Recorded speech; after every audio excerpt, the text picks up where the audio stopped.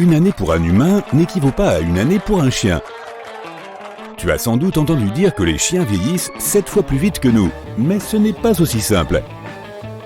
Un chien qui vit depuis 1 an a en fait déjà 31 ans. Il aura même très probablement ses propres petits chiots qui courent partout. Mais c'est là que ça se complique. 2 années humaines ne signifie pas forcément que ton chien a 62 ans. Ton compagnon devra avoir environ 4 ans dans notre calendrier avant d'atteindre la vieillesse. Un chien de 4 ans aura environ l'équivalent de 50 ans, mais un chien de 7 ans en aura 62, et un chien de 8 ans n'en aura que 64. Ainsi, ils vieillissent plus vite au début, mais plus lentement au fur et à mesure que le temps passe. La prochaine fois que tu fêteras l'anniversaire de ton meilleur ami, assure-toi de mettre beaucoup de bougies sur le gâteau et d'acheter encore plus de cadeaux que tu ne le ferais normalement. Une autre idée très répandue est que les chiens sont daltoniens. Ils ne le sont pas, mais ils ne voient pas les couleurs exactement comme nous. Ils ont du mal à distinguer les rouges des verts. Tout ressemble à un mélange de tons gris, brun, bleu et même jaune. C'est parce qu'il manque à leurs yeux l'un des 3 photorécepteurs nécessaires pour percevoir pleinement les couleurs. On ne peut pas apprendre de nouveaux tours à un vieux chien. Faux. En raison de leur âge avancé, ils auront peut-être besoin de plus de persévérance de ta part, mais ce n'est pas impossible. La clé ici est d'être aussi positif que possible. Si tu vois qu'il ne se sent pas en forme pour le moment, ce n'est pas grave. Laisse-le se reposer et au bout d'un moment, tu pourras reprendre la séance d'entraînement. Les récompenses doivent toujours jouer un rôle important dans cette épreuve. Une fois que Max a réussi à parler, donne-lui sa friandise préférée. Ensuite, il obéira sur commande chaque fois que tu le lui demanderas. Ce chien a des chaussures. Elles peuvent sembler inutiles, mais aujourd'hui il fait 32 degrés dehors. Imagine que tu dois marcher pieds nus sur l'asphalte par cette chaleur. Tu aurais l'impression de marcher sur de la lave. Et pour ton chien, c'est pareil. Certains chiens sont mieux équipés pour faire face à différentes conditions météorologiques. Mais les chaussures pour chiens peuvent empêcher ton petit compagnon de s'abîmer les pattes. C'est la même chose pendant l'hiver. Quand il fait un froid glacial, tu ne te promènerais pas sans veste. Alors veille à ce que ton ami soit lui aussi au chaud. Les chiens qui ont beaucoup de fourrure n'ont pas besoin de se faire couper les poils pour se sentir plus légers. Ils ont ce que l'on appelle un sous-poil. En hiver, il s'épaissit, ce qui donne à ton compagnon une couche supplémentaire de protection contre le froid. Puis au printemps, ton chien perd une partie de sa fourrure. C'est ce même sous-poil qui gardera ton chien à l'aise pendant les chaudes journées. Lorsque tu rases la fourrure d'un chien, la nouvelle couche qui arrive risque d'être plus frisée ou emmêlée. Il est préférable de la laisser telle qu'elle. Tu peux aussi toujours trouver des alternatives différentes pour le garder au frais. Laisse-le à l'ombre quand il est dehors et emporte toujours une bouteille d'eau fraîche avec toi pour que ton ami soit toujours rafraîchi. À la maison, tu peux mettre des serviettes humides pour qu'il puisse s'allonger dessus. Si tu as un jardin, tu peux aussi mettre en route l'arrosage et laisser Max courir librement. Il fera de l'exercice et s'amusera beaucoup. Tous les chiens ne sont pas de grands nageurs, mais tous les chiens aiment nager. Si le tien ne sait pas très bien nager, c'est peut-être parce qu'il a une poitrine volumineuse et une grosse tête. En fait, il se peut qu'il ne soit même pas capable de rester à flot. Dans ce cas, achète-lui un gilet de natation spécialement conçu pour les chiens. Certaines personnes pourraient dire qu'une fenêtre légèrement ouverte est suffisante pour laisser un chien dans une voiture. Ce n'est pas vrai, car s'il passe seulement quelques minutes dans une voiture très chaude ou très froide, cela peut avoir de graves conséquences sur la santé de ton meilleur ami. Certains pays te permettent même de laisser sortir un chien d'une voiture si tu le vois dedans pour le laisser respirer. Si ton chien ne supporte pas les facteurs, c'est peut-être parce qu'il essaie de te protéger. Il aboie parce qu'il essaie de t'alerter, toi, le chef de meute, que le méchant facteur arrive. Tu peux remédier à cela en les présentant l'un à l'autre. De cette façon, ton chien le reconnaîtra comme un ami et non comme un méchant. Contrairement à toi, ton chien ne bâille pas parce qu'il a sommeil. Le bâillement est sa façon de montrer son anxiété. S'il n'aime pas les chats et qu'il y en a un dans le coin, il pourrait se mettre à bâiller. Ou peut-être y a-t-il une nouvelle personne dans la maison et Max ne se sent pas à l'aise en sa présence. Ou bien tu emmènes ton chien jouer avec un autre, mais ils ne s'entendent pas. Max n'arrête pas de bâiller parce qu'il est énervé. Les bâillements sont aussi une façon de te montrer qu'il est à bout de patience. Il est peut-être temps pour vous deux de partir. Les chiens mangent de l'herbe quand ils sont malades, mais ce n'est pas toujours le cas. Si tu surprends ton chien en train de manger de l'herbe alors que tu parles à un ami depuis bien trop longtemps, cela signifie probablement qu'il s'ennuie tout simplement. Il le fait aussi pour se rebeller, ou simplement parce que c'est amusant. Ce ne sera pas un problème si l'herbe n'est pas traitée. Dans tous les cas, assure-toi simplement qu'il n'en mange pas trop. Sinon, rends-toi chez le vétérinaire. Même un petit peu de chocolat est toxique pour ton chien et doit être caché à tout moment. Cela inclut la poudre de cacao et le chocolat pâtissier. Cela s'applique aussi aux chats. Si tu soupçonnes que ton animal a mangé une grande quantité de chocolat, emmène-le immédiatement chez le vétérinaire. Les chiens bien dressés feront ce qu'ils sont censés faire et obéiront aux ordres. Mais ne pense pas qu'un chien ne mordra jamais. Il peut agir sous le coup de l'émotion. Imagine que ton animal a peur. Tu l'as mis dans une situation inconfortable avec beaucoup de nouveaux visages. Cela dure depuis un certain temps et Max n'est plus capable de contrôler ses émotions. À ce moment-là, une nouvelle personne essaie de l'atteindre pour lui faire une caresse et se fait punir. Rien de bien méchant, mais c'était inattendu. Peut-être qu'il a senti qu'il avait besoin d'être sur la défensive. Penser qu'il te protège et te garde est une autre raison pour laquelle un chien peut mordre. Ou s'il se sent trop intimidé par la personne en question. Tu as 2 chiens et tu es sur le point d'entrer dans ta maison. L'un d'eux t'attend dans son lit, il ne manifeste pas d'émotion particulière ni ne remue la queue.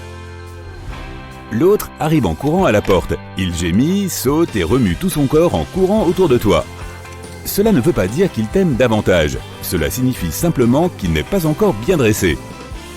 Remuer la queue ne signifie pas toujours que ton chien est excité. Tu peux observer la queue d'un chien pour comprendre ce qu'il ressent.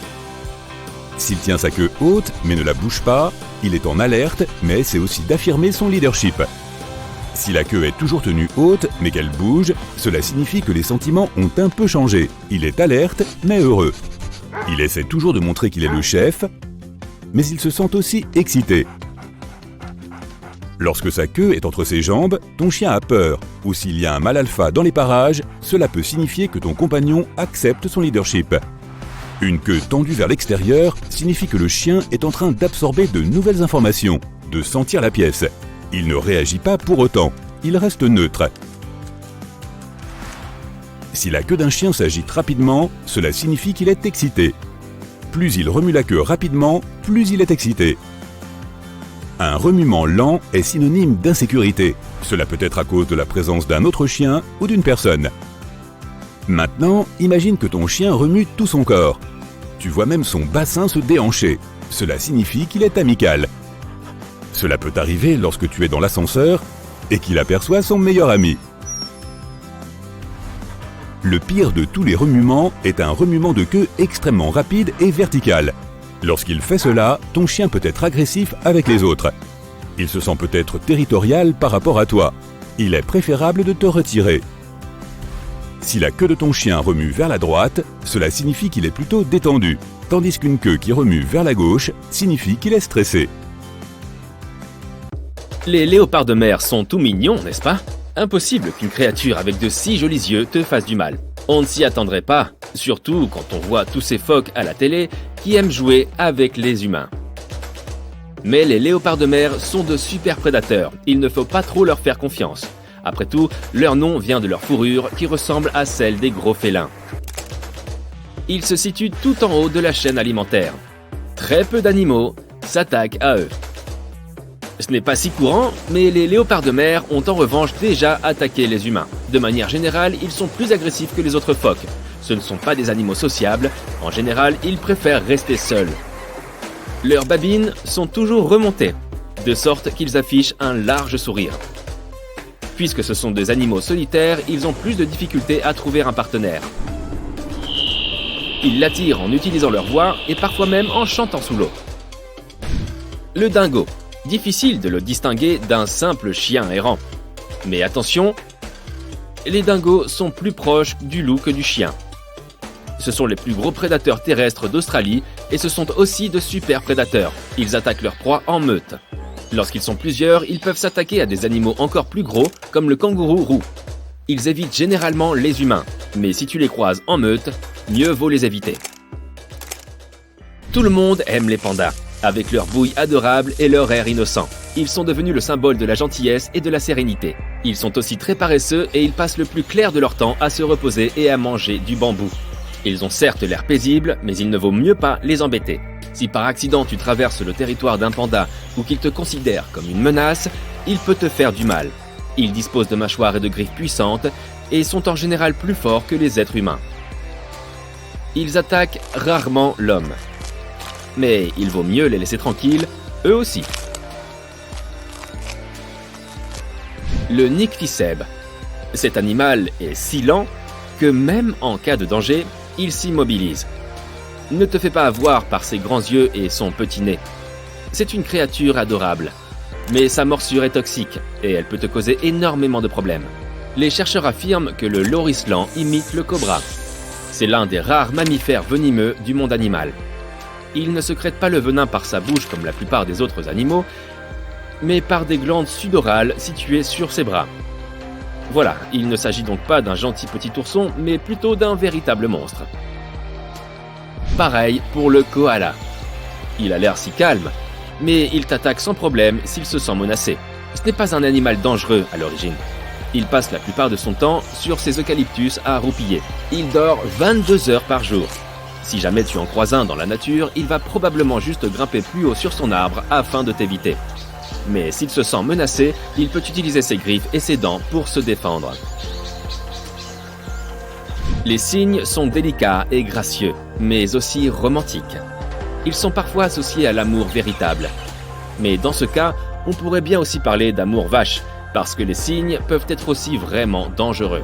S'ils se sentent en danger, ils font tout ce qu'ils peuvent pour se protéger et surtout protéger leurs petits. Ils commenceront par feuler un peu comme le font les chats, puis ils se mettront à battre des ailes.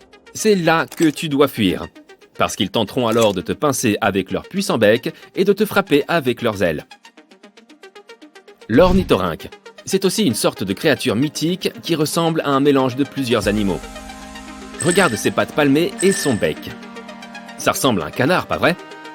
Mais il a la fourrure d'une loutre et la queue d'un castor. Il est tellement gracieux lorsqu'il nage sous l'eau avec ses pattes palmées, mais il n'est pas aussi élégant quand il se déplace sur terre. Il sort alors ses griffes de façon à marcher plus facilement. Les mâles sécrètent du venin. Ils disposent d'ergots sur les talons de leurs pattes arrière. Et sache qu'ils les utiliseront pour se défendre.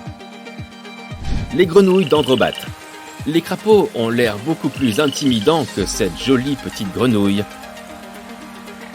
Mais le crapaud est juste moche. Et il ne te fera aucun mal, contrairement à cette dernière. Il existe plus de 100 espèces de grenouilles venimeuses et elles ont chacune un niveau de toxicité différent. La dorée, connue sous le nom de philobate terrible, est la plus dangereuse et elle peut tuer 10 humains rien qu'au toucher. Le hérisson est un animal très apprécié. C'est une petite créature mignonne et innocente qui se met en boule en cas de besoin. Mais ça reste un animal qui pique et qui n'hésitera pas à utiliser ses piquants pour se défendre du danger. Si les piquants te trouent la peau, cela peut faire très mal. Le fourmilier. Avec ses yeux doux, le fourmilier a l'air inoffensif. Il n'a même pas de dents pour se défendre ou nous faire du mal. Mais par contre, il a des griffes. Il les utilise en général pour trouver de la nourriture, mais bien évidemment, il s'en sert s'il se sent en danger. Est-ce que tu savais que leur langue est recouverte de piquants? Eh oui, c'est leur outil principal pour la récolte de nourriture. Et cette langue peut mesurer jusqu'à 60 cm. Elle est longue et fine pour leur permettre de chercher des termites et des fourmis dans des recoins étroits. Les hiboux ne sont pas aussi mignons, mais ils ont cet air timide et intelligent. De plus, ils ne se préoccupent pas vraiment de l'homme. Sauf quand celui-ci s'approche et touche à son nid. Là, ils s'énervent. Ils ont de longues griffes acérées, donc vaut mieux ne pas les embêter. Par ailleurs, ils peuvent tourner la tête à 270 degrés, donc même si tu penses les surprendre par derrière, ils te verront. Les kangourous ne sont pas du genre à chercher les ennuis. Mais si tu les cherches, ils n'hésiteront pas à s'affirmer et à te montrer qui est le patron. Ils peuvent se mesurer à un humain comme si c'était un autre kangourou. Ils ont des bras très puissants et peuvent te frapper avec leurs pattes. Mais c'est encore pire quand ils te frappent avec leurs pattes arrière. Les cerfs ont l'air de sortir tout droit d'un conte de fées. Mais attention, les mâles n'hésitent pas à se servir de leur bois s'ils se sentent menacés. Ils ont aussi l'habitude d'entrer dans les jardins des particuliers et de manger ce qu'ils y trouvent. Ils peuvent également s'avérer dangereux pour les animaux domestiques, en particulier les chiens. Les renards ne peuvent pas nous faire de mal avec cette bouille d'amour, n'est-ce pas? Ils peuvent toutefois être porteurs de la rage, donc il ne vaut mieux pas trop s'en approcher. De façon générale, ils évitent les humains, mais ils peuvent être agressifs envers l'homme et envers les petits animaux. Ils sont assez imprévisibles, donc fais attention. Les ratons laveurs ont l'air si sympas et ils sont si mignons qu'on pense qu'ils ne peuvent rien faire de pire que de fouiller dans nos ordures. Mais ce n'est pas tout à fait le cas. Ces petits gars n'ont pas peur de sortir leur croc s'ils se sentent en danger. Même si tu étais juste allé voir qui faisait tout ce bruit dans ta poubelle. Leurs petites pattes sont mignonnes, mais elles sont pourvues de griffes pointues qu'il vaut mieux éviter. Les tarsiers font partie des plus petits primates au monde, et ils sont eux aussi les plus mignons. En les voyant, tu n'as qu'une envie, les câliner. Mais vaut mieux t'abstenir. Ils ne sont pas particulièrement dangereux, mais ils ne sont pas fans des humains qui les touchent. Alors ils peuvent réagir de façon assez imprévisible. Mieux vaut les admirer de loin. Les lions, les éléphants et les ours. 3 des membres les plus majestueux, mais aussi les plus intimidants du règne animal. Pourrait-il y avoir quelque chose qui intimide ces créatures? Tu pourrais être surpris. Commençons par le roi universellement reconnu des animaux, le lion. Certains prétendent que ce gros chat de la savane a peur de la substance la plus vitale connue de l'homme. Un petit indice, elle couvre 70% de la surface de la Terre. Vraiment, le lion aurait peur de l'eau? Non, c'est un mythe. Les lions aiment se baigner, notamment car cela leur permet de se rafraîchir. Cela a du sens lorsque l'on pense au climat auquel ces créatures doivent faire face. Les températures, dans un climat de savane, vont de 20 degrés à 30 degrés. Nous les humains avons très envie d'aller à la plage dès que le temps est chaud. Alors pourquoi devrions-nous nous attendre à quelque chose de différent de la part du lion? Surtout si l'on considère que ces créatures présentent généralement un poids compris entre 127 et 190 kg, doublé d'un épais manteau de fourrure. L'ironie de ce mythe, qui stipule que les lions ont peur de l'eau et qu'ils sont en fait d'excellents nageurs. Il en va de même pour tous les autres grands félins de ces climats chauds, comme les tigres, les léopards, les jaguars et les oslots. Ce sont en fait les grands chats des climats froids qui font de leur mieux pour éviter l'eau. Cela s'applique à des félins comme les chats sauvages, les lynx et les léopards des neiges. Ces derniers vivent dans le biome froid de la toundra alpine, une zone rocheuse et montagneuse. Les températures y descendent jusqu'à 1 degré. Encore une fois, il est parfaitement logique que ces grands chats des climats froids redoutent l'eau. Mouiller leur pelage réduirait leurs chances de conserver leur chaleur. Mais il ne faut pas chercher bien loin pour comprendre d'où vient le mythe affirmant que les lions ont peur de l'eau. En fait, il y a de fortes chances que la raison se trouve près de ton écran d'ordinateur en ce moment même, sautant partout et faisant des bêtises. C'est vrai, nous avons peut-être sauté un peu trop vite à la conclusion que certains aspects comportementaux de nos propres chats de compagnie correspondraient à ceux d'un lion. Les chats domestiques, bien qu'apparentés à tous les grands félins mentionnés précédemment, ne descendent pas directement d'eux. Ils se sont plutôt développés sur des millions d'années à partir d'un seul ancêtre sauvage qui existe encore aujourd'hui dans la nature, le chat sauvage d'Afrique. Comme l'eau n'est pas abondante en Afrique du Nord et au Moyen-Orient, ces chats n'y ont pas été beaucoup exposés. Et comme leurs descendants, ils ne l'apprécient que pour la boire. Comme tu le vois probablement avec ton animal de compagnie, ils se baignent rarement et interagissent peu avec l'eau en général. Heureusement pour eux, ils n'en ont pas besoin. Ces félins domestiques utilisent leur langue pour se nettoyer. Elle est munie de minuscules papilles en forme de crochet qui aident les chats à faire disparaître les nœuds et à garder leur pelage propre, bien odorant et dans un état généralement impeccable. Les chats en général sont des créatures farouchement individualistes. Et tu es peut-être en train de t'insurger devant ton écran parce que ton chat, lui, adore l'eau et c'est tout à fait possible. Certains chats aiment même jouer avec, par exemple, les gouttes du robinet ou les bulles dans ton bain. Il existe des races spécifiques de chats domestiques connues pour apprécier la vie aquatique plus que d'autres. Le turc de Van, par exemple, qui est aussi connu sous le nom approprié de chat nageur. On pense que cette race a développé une affinité pour l'eau en nageant dans le lac Van pour se rafraîchir. Ce lac se trouve dans la région où ces animaux ont évolué. Passons maintenant à un problème auquel un chat n'a absolument pas à faire face. As-tu déjà entendu parler de la musophobie? Également connue sous le nom de suriphobie. Ces deux mots désignent une peur des souris et des rats. Il existe une croyance populaire selon laquelle l'éléphant souffre de cette phobie. Cet animal mesure environ 3 mètres et pèse 4000 kilos. Et il aurait peur d'une créature qui ne mesure que 10 cm et pèse moins de quelques grammes? Comment cette croyance est-elle apparue? Eh bien, le fondement de cette rumeur repose sur la possibilité que les éléphants soient bel et bien paranoïaques à l'idée que les souris puissent grimper dans leur trompe. Si une souris réussissait à le faire, il y aurait un risque qu'elle provoque une irritation et un blocage à l'intérieur de celle-ci. Sans vouloir être rabat-joie, il semble que cette croyance soit aussi un mythe. Les chercheurs affirment qu'il n'y a aucune preuve concrète qui suggère que les éléphants aient peur des souris. Tout au plus, concèdent-ils que l'animal gigantesque peut parfois prendre peur à l'apparition soudaine du petit rongeur, ce qui est exactement la même chose pour nous. Les experts affirment également que même si une souris parvenait à s'introduire dans la trompe d'un éléphant, ce dernier pourrait la faire ressortir sans effort d'un simple souffle d'air. Il existe également des preuves que dans la plupart des cas, l'animal n'est pas dérangé par les rongeurs et autorise même les souris à grimper sur sa tête et sa trompe.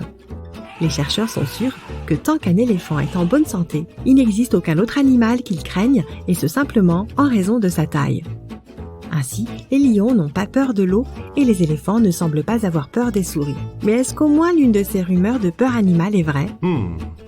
Serons-nous tout aussi déçus en nous intéressant à la question de savoir si l'ours a une peur légitime? Eh bien, ce serait compter sans le meilleur ami de l'homme. Oui, les ours se sentent assez mal à l'aise lorsqu'ils sont en présence de chiens. Et ce malgré une parenté génétique éloignée avec eux. Lorsque les deux créatures se rencontrent, le chien est capable de poursuivre, d'intimider, de coincer ou de contrarier l'ours. Quant au puissant animal, il essaiera plutôt d'éviter tout affrontement avec le chien. Il existe même une race de chiens finlandais connue sous le nom de chien d'ours de Carélie. Cette espèce est spécialement employée pour tenir tête aux grands animaux comme les ours. Ce chien a un excellent sens de l'orientation, une grande souplesse et maîtrise de son corps, du courage, un bon odorat et de la persévérance. Cela signifie-t-il que tu peux te promener avec ton chien dans une zone connue pour abriter des ours et te sentir absolument serein et confiant grâce à la présence de ton fidèle compagnon? Pas vraiment.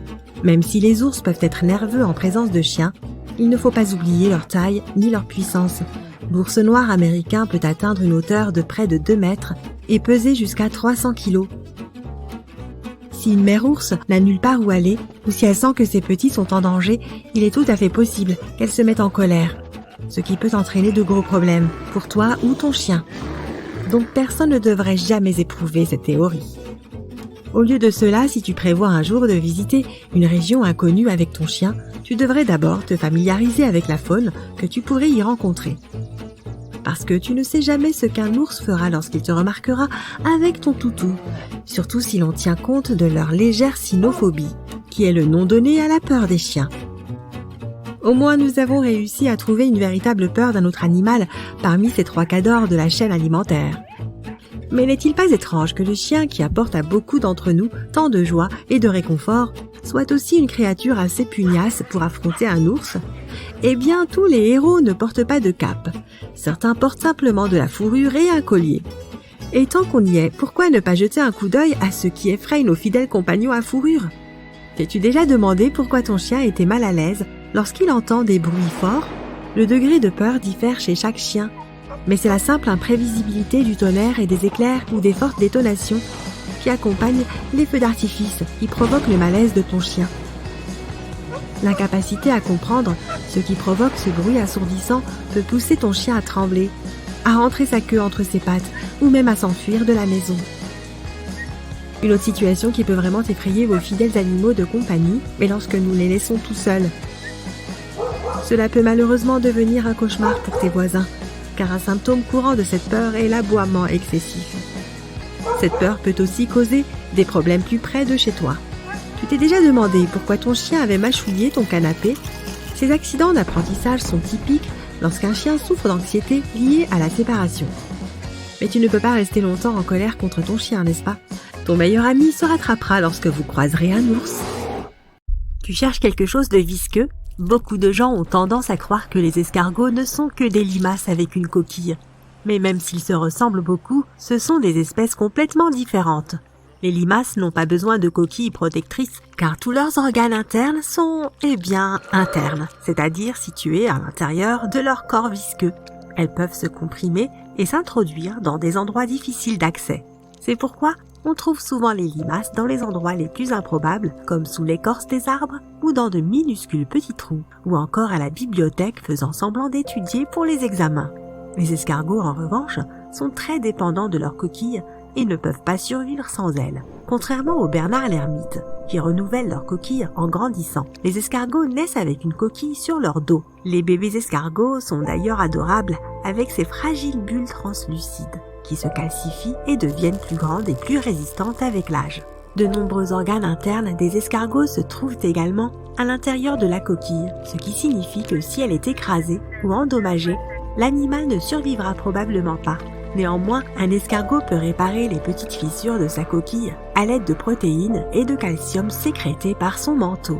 Les tortues sont d'ailleurs très proches des escargots à cet égard, car contrairement aux mythes communs, elles ne peuvent pas non plus quitter leur carapace sur un coup de tête. La carapace d'une tortue fait partie intégrante de son corps et même si le reptile peut cacher sa tête et ses pattes à l'intérieur pour se protéger des prédateurs, son squelette est fusionné avec la carapace dure. Et comme le squelette de tout autre animal, il grandit avec la tortue elle-même. Les koalas ne mangent que des feuilles d'eucalyptus, mais il en existe plus de 600 variétés différentes. Et les koalas n'en mangent que 30, soit seulement 5% de ce qu'il est disponible sur le menu. Il faut donc que ce soit un eucalyptus très spécifique pour qu'un koala difficile s'en accommode. Ces adorables créatures ont aussi quelque chose en commun avec les chats. Elles dorment 18 à 20 heures par jour. Les ours polaires ne sont pas blancs. Leur peau est noire sous leur fourrure, mais ils ont besoin de la couleur blanche pour se camoufler pendant qu'ils chassent. La couleur noire absorbe le soleil mieux que tout autre, tandis que la fourrure blanche n'arrête pas la lumière du soleil. Les rayons la traversent. En un sens, un ours polaire a plutôt une fourrure transparente. Il existe un mythe selon lequel les chats et les chiens voient le monde en noir et blanc. En réalité, ils ne peuvent tout simplement pas distinguer certaines couleurs. Personne ne sait exactement comment les chiens voient. Certains pensent qu'ils ne distinguent que 2 couleurs. Ce pourrait être le bleu et le jaune pour ce que nous en savons, mais ils peuvent percevoir les nuances d'autres couleurs mieux que les humains. Et les chats ont une merveilleuse vision nocturne. Ils ont besoin d'environ 7 fois moins de lumière qu'un humain pour voir dans l'obscurité. On pensait que les girafes étaient muettes, mais on a récemment découvert qu'elles émettaient des sons à basse fréquence la nuit pour communiquer entre elles. Le jour, elles ne disent pas un mot et s'avertissent mutuellement du danger d'une manière très inhabituelle, en remuant leurs sourcils très développés. Il est probable que la nuit, il leur soit plus difficile de distinguer les sourcils de leurs congénères, c'est pourquoi elles se mettent à parler pour de bon. Toujours à propos des girafes, ces animaux dorment bien plus de 30 minutes par jour, mais probablement pas autant que toi. Leur rythme de sommeil est assez typique.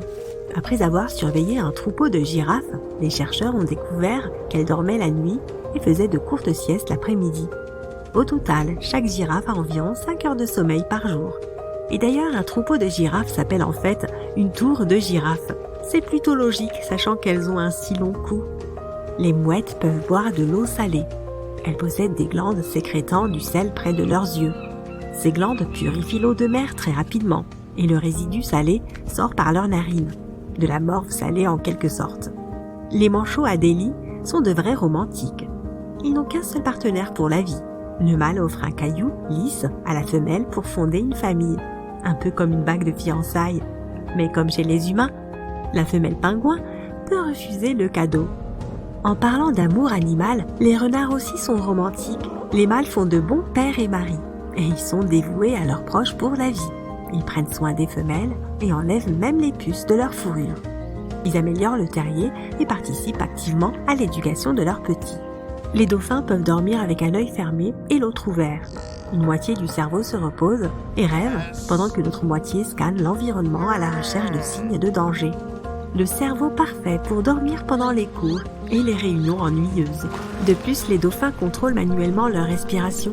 Si les 2 parties de leur cerveau dormaient en même temps, ils pourraient tout simplement se noyer. Les loutres de mer sont les dormeuses les plus adorables du règne animal. En été, à cause de la chaleur, Les loutres de mer passent tout leur temps dans l'eau.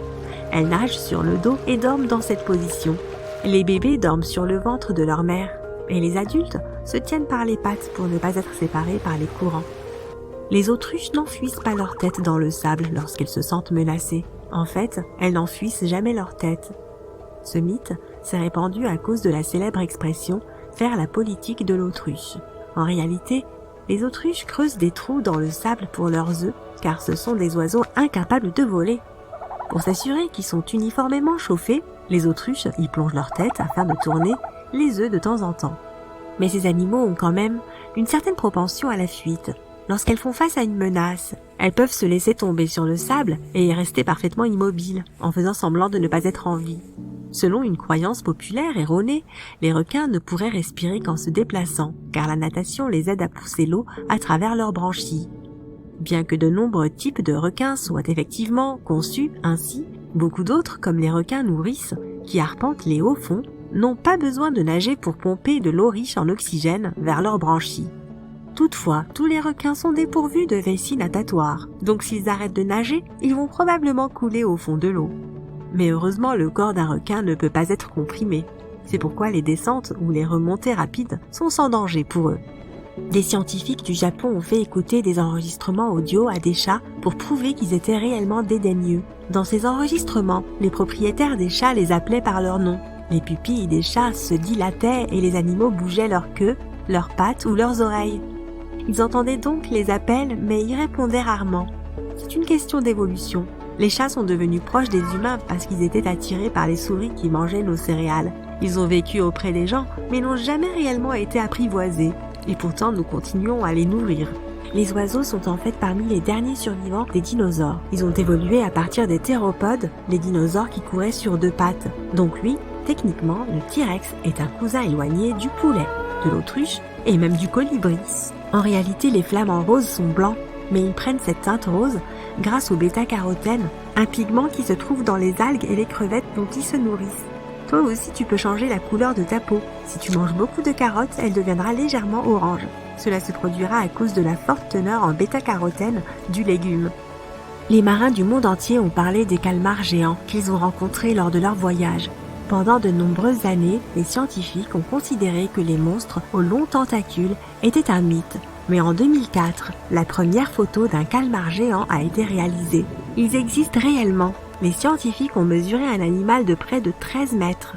Les moustiques piquent vraiment certaines personnes plus que d'autres. Les humains les plus attirants pour eux sont ceux qui ont du sang de type O.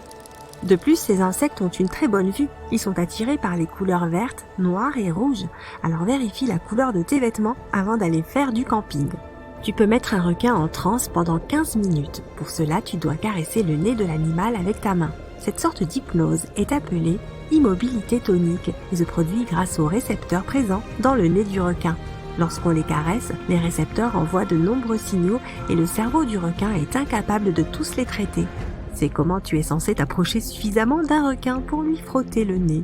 Les éléphants n'ont pas peur des souris en soi, mais ces animaux massifs ont une mauvaise vue et ils se déplacent assez lentement. C'est pourquoi ils peuvent être effrayés par un oiseau ou une petite créature, comme une souris, qui passe devant eux. C'est juste l'élément de surprise, rien de plus. Le caméléon peut changer de couleur, mais il ne le fait pas pour se camoufler. Le changement de couleur aide l'animal à réguler sa température et à communiquer avec ses pairs. Lorsque la plupart des chiens allaitent, leur langue pend de leur bouche. C'est pourquoi beaucoup de gens pensent que c'est ainsi qu'ils transpirent. En réalité, les glandes sudoripares des chiens sont situées sur les coussinets de leurs pattes. De plus, il y a d'autres glandes sudoripares sur tout leur corps. Les chiens allaitent pour faire évaporer l'humidité de leur voie nasale, de leur langue et de la paroi de leurs poumons. Cela les aide aussi à se rafraîchir. Tu veilles sans doute à laisser les guêpes tranquilles, mais ne sois pas si sûr qu'elles en feront de même avec toi. Les abeilles respectent tes limites, et si tu ne les déranges pas, elles ne te feront pas de mal. Mais les guêpes, pour leur part, sont parfois de si mauvaise humeur qu'elles peuvent te piquer, même si tu ne fais que passer près de leur nid. Psst, cours! Vraiment! Ce n'est pas sûr dehors. Il y a un tigre à dents de sabre qui rôde. Tu devrais faire attention. Qu'est-ce que tu fais? Ne regarde pas. Ok, juste un petit coup d'œil. Comment c'est possible, tu te demandes? C'est parce que tu es dans la réalité virtuelle, bien sûr. Ces grands félins aux allures sympas, mais très dangereuses, ont vécu pendant la dernière période glaciaire. Et s'il décidait d'apparaître sur le pas de ta porte comme par enchantement? Toc toc! Un chat à dents de sabre attend que tu lui achètes des biscuits. Le coélacanthe, ce poisson à l'aspect imposant, est issu d'une lignée qui existe depuis plus de 300 millions d'années. Nous pensions qu'il n'existait plus jusqu'en 1938, date à laquelle un coélacanthe vivant a été retrouvé. Depuis lors, ils errent dans les eaux de la côte est de l'Afrique et dans les eaux de Sulawesi en Indonésie. Mec, je ne voudrais pas aller nager et rencontrer un de ces gars-là face à face. Leur mâchoire a une articulation intracrânienne, ce qui signifie que leur bouche s'ouvre beaucoup. C'est pour qu'ils puissent manger de grosses proies, comme moi. C'est pas bon. Ils sont énormes aussi. Imagine un poisson qui est aussi long que toi et qui pèse autant qu'un humain ordinaire. On pensait que le takae, un oiseau incapable de voler, avait disparu en 1898. Ils sont très beaux, petits et multicolores. Habituellement, pas plus haut que ton genou. Mais imagine ça, tu es en train de faire une randonnée dans les montagnes Murchison, tu regardes autour de toi et tu aperçois l'oiseau que tu croyais disparu. Mais ils sont là, plus heureux que jamais, en train de survivre et de se rafraîchir. Une colonie entière de takae a en effet été trouvée 50 ans seulement après qu'ils aient été déclarés éteints. Bon travail, petits oiseaux! Un chien qui chante, tu en as déjà entendu parler? Riley chante parfois quand il s'ennuie ou qu'il a faim, mais ceux-là sont de vrais artistes. Les chiens chanteurs de Nouvelle-Guinée. Ils ont été récemment découverts à l'état sauvage pour la première fois en 50 ans. Pourtant, ils n'ont jamais été complètement éteints au départ. Les néo-guinéens se sont assurés qu'ils soient en sécurité à côté d'eux. Mais à l'état sauvage, très rare et difficile à apercevoir. Regarde, en voilà un! Les chiens chanteurs de Nouvelle-Guinée sont appelés ainsi en raison de leur célèbre chant aigu. Ils chantent aussi parfois ensemble. Une sorte de chorale de chiens où ils hurlent tous ensemble.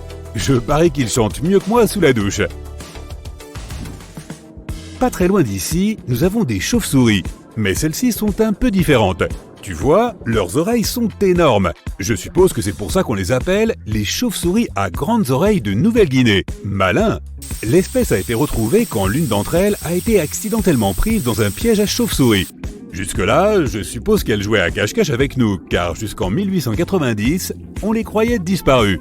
Elles ne sont toujours pas hors de la zone de danger à cause de la perte d'habitat.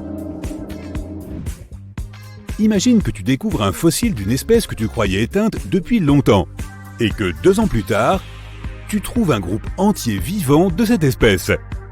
C'est exactement ce qui s'est passé en 1977 avec le crapaud accoucheur de Majorque. Il est d'une couleur brunâtre, avec des taches plus foncées sur sa peau. En dehors de cela, c'est juste un petit crapaud avec des yeux globuleux. Le groupe de crapauds vivants a été trouvé près de l'endroit où se trouvait le fossile, sur l'île de Majorque. Il n'en reste pas beaucoup, environ 500 en fait, et à l'heure actuelle, ils sont déclarés vulnérables par l'Union internationale pour la conservation de la nature. Es-tu un fan de tortues? Tu le seras quand tu jetteras un coup d'œil à cette énorme beauté. Elle s'appelle Tortue des Galapagos de l'île Fernandina. Elle n'avait pas été vue depuis 1906. Mais le 17 février 2019, nous avons enfin pu regarder l'une de ces magnifiques créatures. Elle est probablement dehors avec quelques-uns de ses compagnons en ce moment, mais elle ne se laisse pas voir non plus. Nous savons seulement qu'elles existent parce qu'il y a quelques traces et odeurs. Voici une autre grenouille, la grenouille marsupiale cornue. On la trouve en Équateur dans la forêt de Choco, pour être plus précis. On les appelle ainsi à cause de leurs cornes distinctes juste au-dessus de leurs yeux. Tu connais la poche que les kangourous utilisent pour porter leur progéniture? Eh bien la grenouille marsupiale à cornes femelle en a aussi une, sauf qu'elle est sur le dos et qu'elle agit comme une sorte de sac à dos. Elles développent leurs embryons à cet endroit et lorsqu'ils sont prêts à sortir, ils éclosent comme des bébés complets, contrairement aux grenouilles ordinaires qui commencent comme des têtards. Un autre crapaud, le crapaud de la nuit étoilée ou crapaud arlequin. Ils sont noirs et couverts d'une multitude de taches blanches. Perdu pendant 30 ans, il a été découvert en 2019. Imagine-les comme des grands gardes du corps de l'eau pour être exact. Oh, c'est un très gros crapaud sur ton écran. Eh bien, pour le peuple Arhuaco, c'est exactement ce qu'ils sont, des gardiens de l'eau. Ils ont aussi leur propre nom à eux, Guna, Ça ressemble à un fromage. Lorsque les scientifiques les ont retrouvés, ils ont rencontré 30 de ces petites créatures, alors qu'ils n'en attendaient qu'une seule au départ. Quelle belle surprise! Voici un tigre pour toi, bien qu'il ne ressemble pas tout à fait à un tigre classique. Il s'agit du tigre de Tasmanie, qui semblait avoir disparu depuis 1936. Sorti de nulle part, on a commencé à l'apercevoir à l'état sauvage il y a tout juste 5 ans, en 2016. Il ressemble en quelque sorte à un chien plus qu'à un tigre ou à un renard peut-être. Il suffit de bien regarder son museau, peut-être même un mélange des deux. Puis quelques autres ont commencé à apparaître aussi. Et si tu penses en voir un juste devant toi, mais que tu n'es pas sûr, vérifie s'il a des rayures sur le dos. Ils existent bel et bien, mais sont toujours considérés comme éteints par l'UICN. Ok, imagine un cheval qui semble tout droit sorti d'une scène de film. Tout petit, une fourrure magnifique, très bien élevé. Il est petit, mais ce n'est pas un poney. C'est un cheval caspien. Ils ont une histoire intéressante. Ils ont été découverts par Louise Leylin, qui s'est mariée à un aristocrate en 1957. Ayant déménagé à Téhéran, en Iran, elle n'aimait pas trop le comportement des chevaux là-bas. Alors, elle a pris les choses en main. Elle a pris quelques personnes avec elle et elles sont allées à la montagne de la mer Caspienne. Et là, elles ont trouvé 3 de ces magnifiques petits chevaux. C'est comme ça que l'histoire est arrivée. Ensuite, un opossum qui a été trouvé dans un endroit inattendu. Devine où? Tu as 3 options possibles. Caché dans une station de ski, dans l'outback australien ou dans la salle de bain d'un appartement. Laquelle choisis-tu? Tu as 3 secondes. La bonne réponse est une station de ski. Oui, cet opossum s'appelait l'opossum nain des montagnes. Et il est originaire d'Australie. Jusqu'à présent, il existe 3 populations différentes de ce petit opossum. Mais on le croyait éteint jusqu'en 1966. Il y en a moins de 100, et l'UICN les considère comme étant en danger critique d'extinction. Également originaire d'Australie, la perruche nocturne, un plaisir absolu pour les observateurs d'oiseaux. Très beaux et mystérieux, ces petits bonhommes vivent dans des régions très éloignées. Tu peux probablement compter sur les doigts de ta main le nombre de fois où ces oiseaux ont été vus depuis qu'ils ont été retrouvés en 1979. C'est dire à quel point ils sont rares. As-tu déjà vu un tarsier pygmée? Moi non plus. Ce n'est qu'en 2008 que 3 d'entre eux ont été capturés. Les scientifiques ne veulent pas vraiment perdre à nouveau la trace de leur mouvement, alors ils leur ont donné de tout petits colliers. De cette façon, ils peuvent vivre leur vie aussi heureux que jamais et nous saurons qu'ils sont en sécurité. Le dernier dont je veux te parler est le homard des arbres. Mais comme son nom pourrait te faire penser à tort, ce ne sont pas vraiment des homards. Ce sont juste de grosses bestioles noires avec d'énormes pattes. L'histoire de leur extinction est triste. En 1920, un cargo est resté coincé sur l'île Lord Howe et il y avait des rats à bord. Ces rats se sont enfuis du navire et ont couru directement vers la terre ferme. Même si les homards des arbres sont plus gros que la plupart des insectes, ils sont encore relativement petits comparés aux rats. Les pauvres n'avaient aucune chance. Pourtant, en 2004, la vie a repris son cours pour ces créatures distinctes. 2 scientifiques australiens qui se promenaient sur l'île en ont trouvé 24. Tous vivaient sous un seul arbuste. Hey, s'il y a assez d'espace pour tout le monde, ce n'est pas petit, c'est douillet. Conclusion, il vaut mieux être différent qu'éteint, n'est-ce pas? Tu te promènes dans le parc avec ton adorable petit caniche. Tu lances la balle, l'animal court après et la ramène. Tu lances à nouveau et il court joyeusement. Puis, il s'arrête. Le caniche se fige, frissonne, puis se retourne et te regarde. Attrape-la, boule de neige. Mais il n'écoute pas.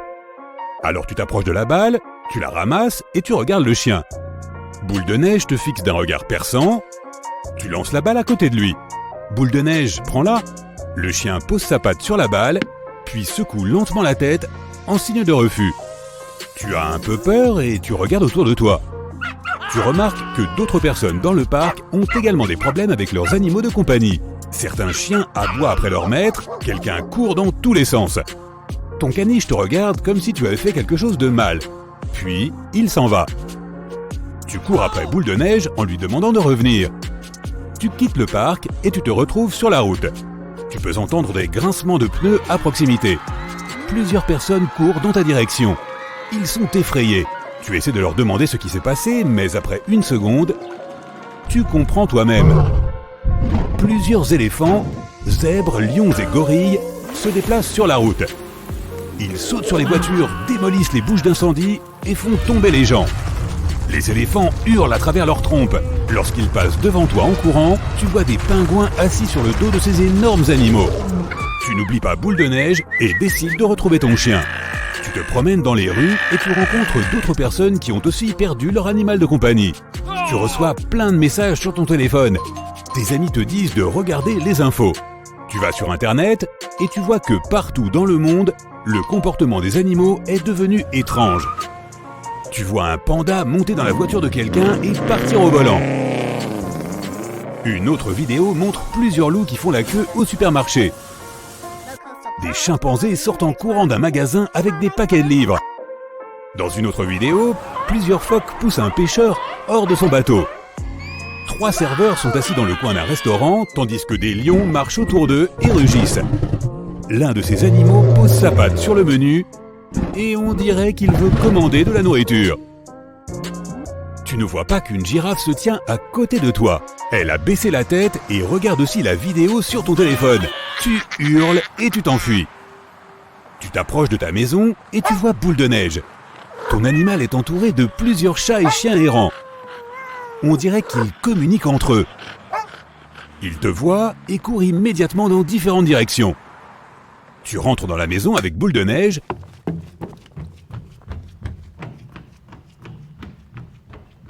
Tu prépares ton déjeuner et tu verses ses croquettes dans sa gamelle.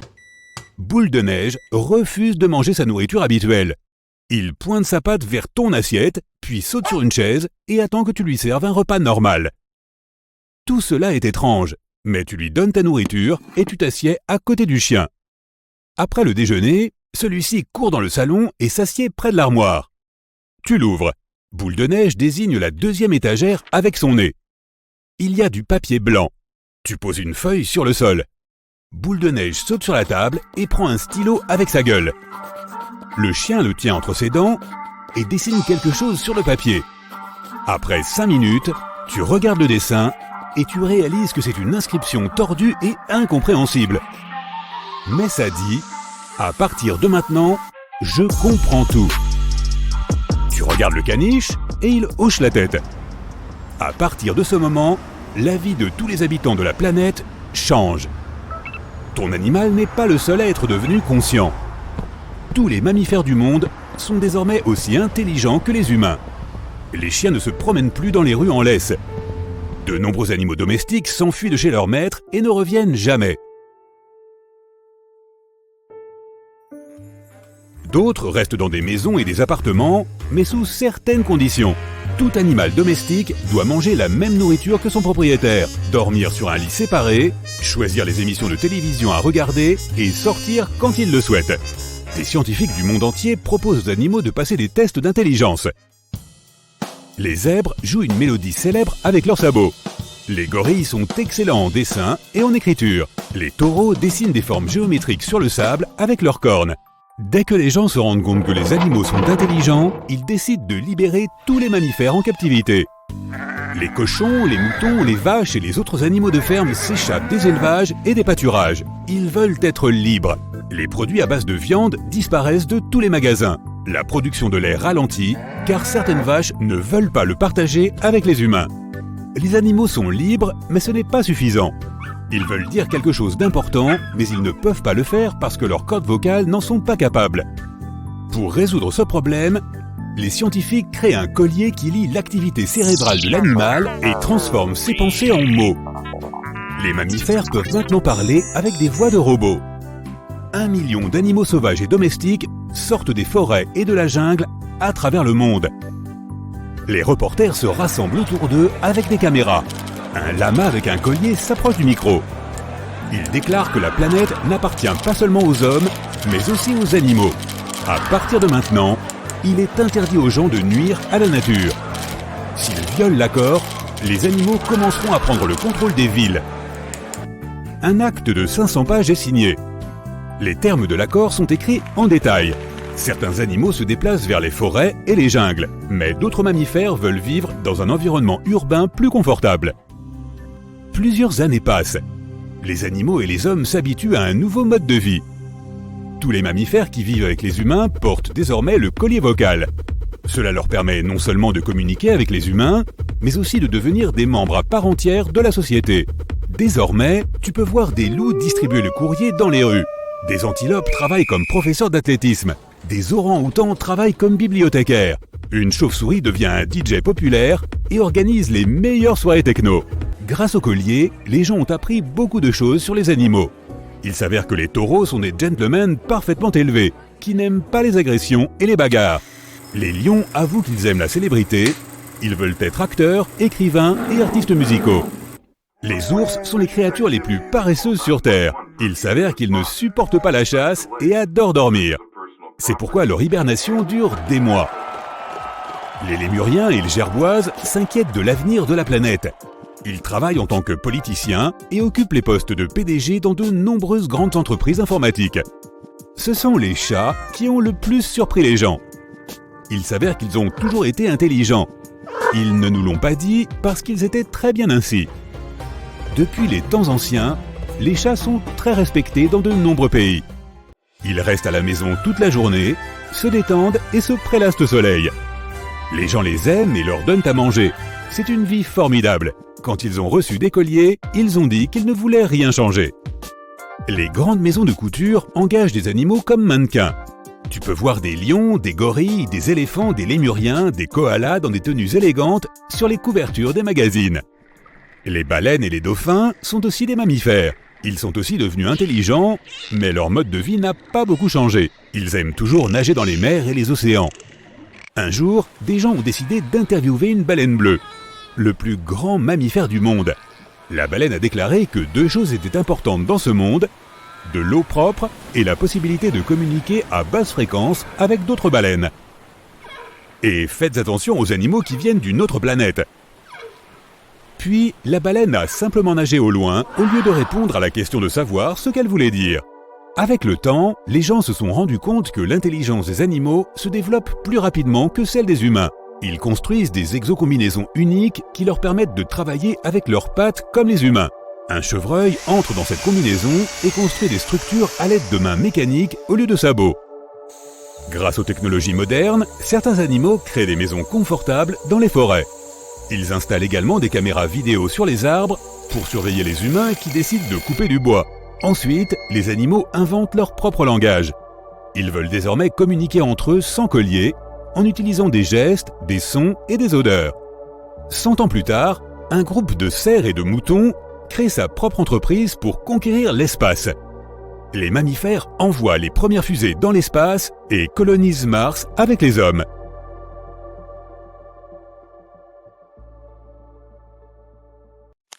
Tu appelles ton chat adoré pour qu'il prenne son repas. Gratouille! Soudain, tu entends de forts bruits de pas. La vaisselle sur la table à manger teinte à chaque coup. Un tableau tombe du mur. Est-ce un tremblement de terre? Non, c'est un chat de la taille d'un poney qui entre dans la salle à manger. Il a besoin de 10 fois plus de nourriture qu'un chat standard, et il ronronne comme un tracteur. Non, Gratouille, arrête de te rouler par terre, tu vas renverser l'armoire. C'est un scénario possible pour l'évolution des animaux dans le futur. Le climat, l'eau, l'oxygène dans l'air et même la gravité sont des facteurs qui influencent le cours de l'évolution. Par exemple, les scientifiques prévoient que certaines espèces d'oiseaux perdront progressivement leurs plumes. À l'avenir, ils ressembleront à des sphinx avec un bec et des ailes. La même chose pourrait arriver à nos animaux de compagnie. Petit à petit, leur fourrure réduira de volume jusqu'à ce qu'ils soient complètement chauves. Les nuisibles urbains comme les pigeons et les rats vont devenir encore plus gros, de la taille d'un chat. Il y a quelques millions d'années, les rats avaient à peine la taille de ton petit doigt. C'est parce qu'ils se cachaient dans de petits terriers et devaient être presque invisibles pour les grands prédateurs. Aujourd'hui, ils vivent dans les caves confortables que les humains ont construites. Ils peuvent y créer des nids douillets et la grande quantité de nourriture dans les poubelles les empêche de mourir de faim. Ils se sentent donc très à l'aise et continuent à grandir en taille. Plus encore, les rats ont déjà développé une fourrure huileuse pour que l'eau polluée ou toxique puisse glisser sans leur faire de mal. Les mammifères qui se nourrissent de plantes, en revanche, risquent d'avoir la vie dure. Leur nourriture va progressivement diminuer. Avec le temps, il y aura moins de forêts et de verdure sur la planète, et certaines plantes disparaîtront complètement. Finalement, certains animaux comme les cerfs, les éléphants, les girafes et d'autres deviendront de plus en plus petits à cause du manque de nourriture. En plus de rétrécir, les mammifères auront des yeux plus petits pour ne pas perdre l'eau de leur corps. Et leurs oreilles deviendront plus grandes pour évacuer la chaleur. Leurs queues deviendront plus longues pour balayer les insectes. Comme les mammifères terrestres deviendront plus petits, les oiseaux vont augmenter en taille. C'est parce qu'ils pourront inclure dans leur régime alimentaire des animaux de plus en plus petits. Et les muscles des oiseaux deviendront beaucoup plus puissants car ils devront voler sur de longues distances à la recherche de nourriture. Les animaux des régions chaudes et sèches seront plus susceptibles d'apprendre à obtenir de l'eau à partir de l'air. Pour ce faire, ils auront besoin de longues voiles ou de lambeaux de peau.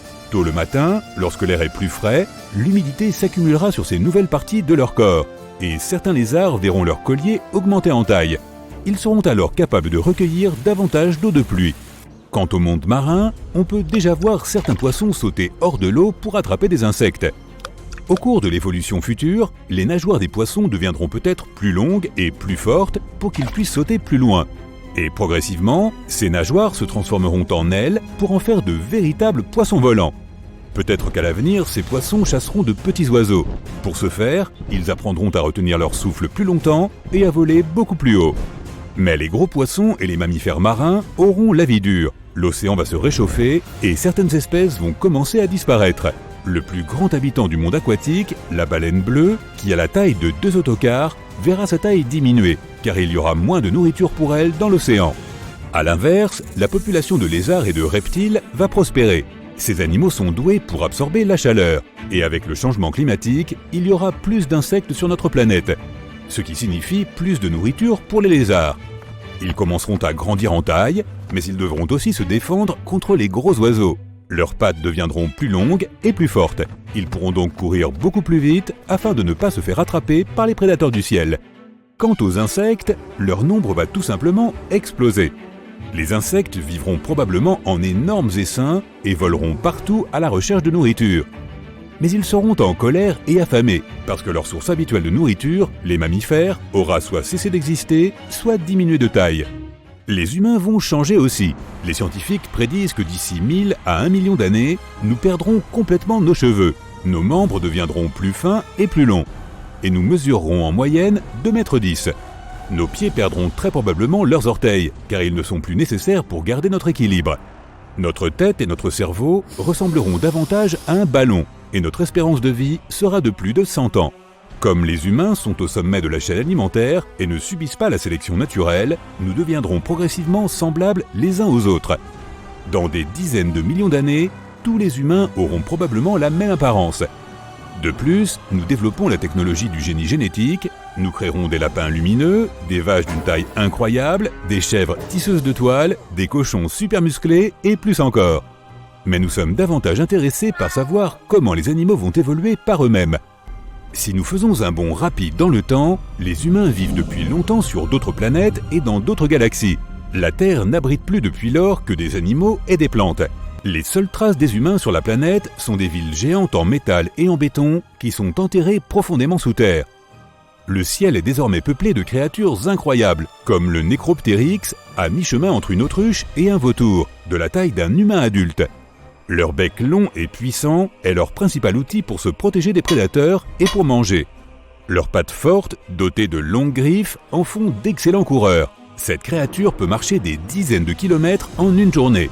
Le Necropteryx a besoin d'une fourrure ou de plumes chaudes, car sans les humains et l'effet de serre, la température sur Terre a désormais baissé. Mais avec leur fourrure chaude, ils pourront survivre même à une nouvelle ère glaciaire. Et comme les autruches, ils se reproduiront en pondant des œufs.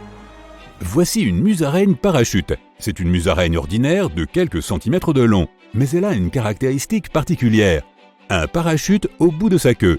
Lorsqu'elle est petite, elle vit dans le nid de ses parents, mais quand elle le quitte, elle se lance dans les airs et ouvre un parachute fait d'une fine fourrure. Les courants d'air chaud s'élèvent et la transportent. Elle peut passer jusqu'à 24 heures dans les airs. Ensuite, elle ira nicher ailleurs et ses petits quitteront son nid de la même façon. Voici maintenant le vaca. Cet animal ressemble à une girafe rayée avec seulement 2 pattes. Ce sera l'une des créatures les plus rapides de notre planète.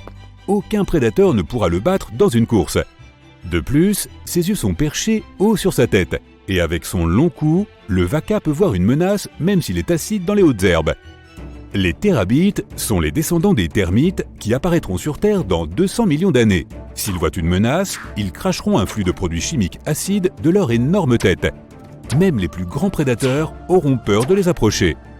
Le Rietveld mesure environ 1 mètre et pèse presque autant qu'un humain adulte. Grâce à son pelage rayé, il est presque invisible dans les roseaux. Il marche sur ses fines pattes dans les terrains marécageux et se nourrit de petits poissons. Son long cou et ses dents acérées lui permettent de s'élancer dans l'eau presque comme un cobra.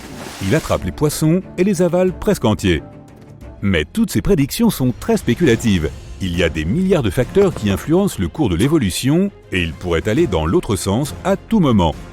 Par exemple, un astéroïde peut frapper la Terre, provoquant une extinction massive et modifiant le climat de notre planète. Un petit pourcentage d'organismes survivants commencerait alors à s'adapter aux nouvelles conditions. Dans quelques millions d'années, nous verrions des animaux que personne n'aurait pu imaginer.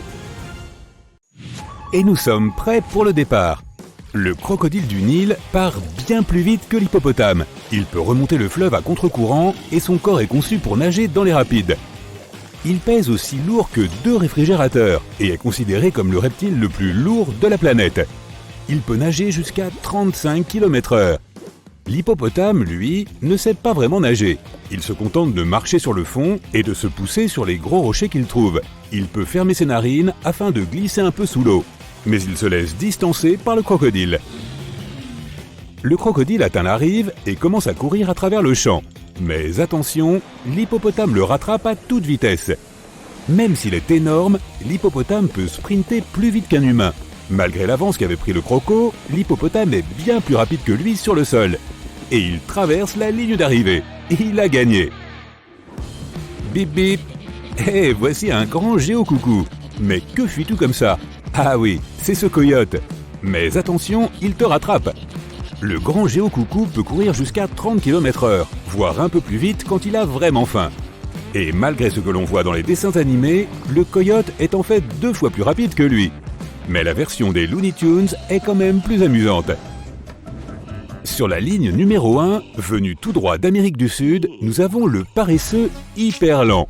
Et à côté, sur la ligne 2, nous avons un escargot de jardin ordinaire. Et c'est parti pour la course de l'animal le plus lent du monde. La vitesse maximale du paresseux étant de 0,3 km/h, il n'est pas étonnant qu'on le compare à un oreiller géant en mouvement. L'escargot, lui, a pris un bon départ. Il peut traverser un petit quartier à la vitesse de 50 mètres par heure. Cet invertébré n'a qu'un seul pied qui est recouvert d'une couche de bave protectrice. Je ne suis pas tout à fait sûr, mais je crois que le paresseux est toujours au même endroit. Il s'est endormi, et ça risque de durer car un paresseux peut dormir jusqu'à 15 heures par jour. Il dort plus de la moitié de sa vie. Oh, l'escargot est sorti de sa zone ensoleillée pour se rendre à l'ombre. Il est encore trop tôt pour savoir qui gagnera cette course effrénée. Un grizzly peut facilement distancer un humain. Si tu prépares quelque chose d'un peu trop délicieux pour un pique-nique, attends-toi à abandonner ton repas. La vitesse la plus rapide à laquelle un humain peut sprinter est de 45 km/h. Record établi bien sûr par Usain Bolt. Il serait donc probablement capable de s'enfuir à temps. Mais si tu es plus lent que lui, alors tu risques d'avoir des problèmes. Dans un sprint face à un grizzly, il te battra donc forcément. Mais de tous les ours, lequel est le plus rapide ? L'ours blanc, le grizzly, l'ours brun, l'ours des cocotiers ou le mignon petit panda? À vos marques, prêts, partez! La tension est palpable. Le grizzly et l'ours brun sont au coude à coude. Un ours brun peut facilement courir aussi vite qu'un grizzly. L'ours des cocotiers est le plus petit ours de la course. Il mesure environ 2 mètres de haut, ou de long. Bref, il n'arrive pas à suivre. L'ours polaire a pris un bon départ, mais il n'a pas l'endurance du grizzly ou de l'ours brun. Le grizzly prend la tête. Non, c'est l'ours brun. Le grizzly. Mais attends, où est le panda? Qu'est-ce qu'il fait? Je ne crois pas qu'il soit intéressé par la course, mais il est trop mignon. Il vient de finir sa 3e tige de bambou. Un panda peut manger jusqu'à 13 kg de bambou par jour. Ça fait beaucoup. Mais ça y est, il a trouvé un raccourci et dévale la colline. Il passe en trombe devant le grizzly et l'ours brun. C'est fini, le panda a gagné. Désolé les ours. On sait tous que le panda n'est pas vraiment rapide. C'est même l'un des ours les plus lents. Néanmoins, si tu vois un panda dévaler une colline dans ta direction, cours! Un Boeing 747 peut atteindre la vitesse maximale d'environ 1000 km/h. L'oiseau le plus rapide est l'albatros à tête grise. Il peut voler jusqu'à 130 km/h et rester dans les airs pendant environ 10 heures sans atterrir. Le faucon pèlerin est plus rapide, mais seulement en piqué pour attraper une proie. Attention aux pigeons! Waouh! Les gros avions mettent du temps à prendre de l'altitude, mais il ne faut que quelques secondes à l'albatros.